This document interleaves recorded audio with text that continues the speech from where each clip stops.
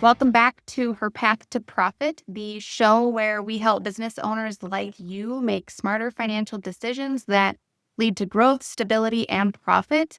I'm Jennifer Engel, your host and CFO guide, and today's episode is one you'll want to listen to all the way through because we're talking about what to look for before you buy a business.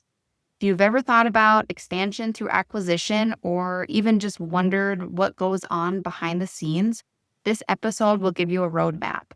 Buying a business can be one of the fastest ways to grow, but it's also one of the riskiest if you don't know what to look for. So let's break it down. So every CEO I've ever worked with has a few key fears when it comes to buying a business, and it's important to say them out loud because ignoring them can lead to expensive mistakes. So first one I want to talk about is cash flow risk. What happens if you can't pay off the loan that you used to acquire the business? What if the business operations don't generate enough cash to make that loan payment? Did you pay too much for the business? What happens if one of your customer leaves? Is that business still sustainable? And then what about culture fit? How do you merge teams without losing your company's values or your best employees? You really want to make sure that you're able to instill your values into the new business that's going to be made post-acquisition. Make sure you're going to meld together well and your teams have those similar values. Customer experience. Will customers feel abandoned or undervalued in the transition? You really want to make sure your customers have a great experience with this transition and you don't forget about them. And you make sure it's as smooth and seamless as you possibly can. And make sure you communicate with your customers post-acquisition and let them know what's going on. Leadership challenges. How do you lead a new team and get buy-in for your vision? You really as a leader need to be able to influence your team to get on board with your vision and see it and understand it and get excited about it. And then lastly, hidden liabilities. So even when you structure a deal as an asset purchase, issues can still surface. Think things like uncompleted client work or outstanding commitments that you weren't expecting. So post-acquisition, instead of focusing on building your team and bringing it together, instead you're bombarded with all this work that never got done, and now you need to go complete it. And so really make sure you understand what those hidden liabilities are. They are not always dollars.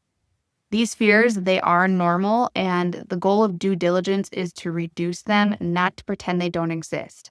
We want you to address your fears and then get you comfortable with them. So now let's get into the financial lens that you need to use when analyzing a potential acquisition. There are 5 areas that I always recommend digging into. First being customer concentration.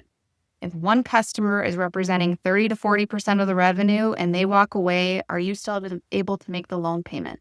Can you cover your payroll? This is a massive red flag, and you really need to make sure that you understand this. And you might need to put some pieces into your purchase agreement to help eliminate part of this risk or reduce this risk, whether it's with earnouts or if this customer leaves, you pay less. Revenue quality. Understand the mix of recurring versus one-time revenue. If revenue has to be re-earned every year, who is driving those sales? And will those key salespeople stay post-acquisition or are they looking to leave? Do they have a non-compete in place or can they go start their own business down the street? Things you really want to understand or know what's going on within that business. If it's recurring revenue, what's the churn rate? How much business are you going to have to replenish each year from this recurring revenue and how are you going to do that? Key employees is the next one. Are there stay bonuses or non-competes in place with these key employees so that they want to stick around post-acquisition? Do you know who the rainmakers are in the business and are they planning to stick around? If they leave after the deal closes, you may be buying a shell of what you thought you were getting. So you really do need to make sure you understand who the key employees are, if they're sticking around, or if there's things in place to help encourage these employees to stick around post-acquisition. Competitive edge. Why do customers keep coming back to the business that you're buying? Is it price, service, relationships, intellectual property? And more importantly, can you maintain or improve this edge? And then lastly, synergies and strategic fit. This isn't just about buying more revenue. It's about finding alignment with your current strengths. So ask yourself, can my team add value post-acquisition? Can we run this business better, more efficiently, or more profitably than the current owner? Are we going to be a strategic fit for one another? We want to see both these businesses to succeed, and we want you to come together and be stronger after the purchase versus before the purchase. And if you can't clearly answer these questions, you really need to pause before you sign those purchase agreements to buy that business. Really key areas to focus in on it when it comes to your due diligence. So let's just go with a hypothetical story that's going to illustrate what happens when you skip these due diligence steps. So imagine that you're a business owner, and we're going to call her Sarah. She buys a marketing agency and wants to expand her consulting practice. On paper, when she goes to buy the business, it looks fantastic. They have strong revenue, loyal clients, a team of 10 employees, and they're ready to continue operations strong. What Sarah didn't do is she didn't fully investigate the customer concentration. She did not realize that the agency relied heavily on just 2 big clients, and they made up over 60% of her revenue. Within 6 months of the acquisition, one of these clients left because they were unhappy with the transition. They didn't feel like they were getting the same service that they were getting before.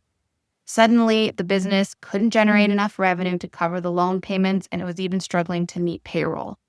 She also didn't secure any stay agreements with the key account manager who had the strongest client relationships, and that employee left 2 months after the sale. Without him, another major client walked out the door.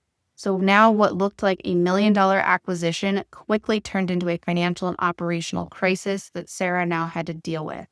Now, could she recover from this? Yes, she may be able to, but only by investing significant time and resources that she hadn't planned for, and that really wasn't the purpose of buying this business in the first place. Buying this business or acquiring this business was to help boost her business, not drag it down.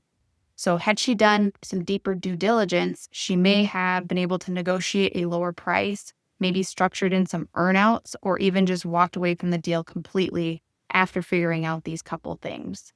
So this is really where the CFO perspective can make a big difference. Due diligence isn't just about crunching numbers.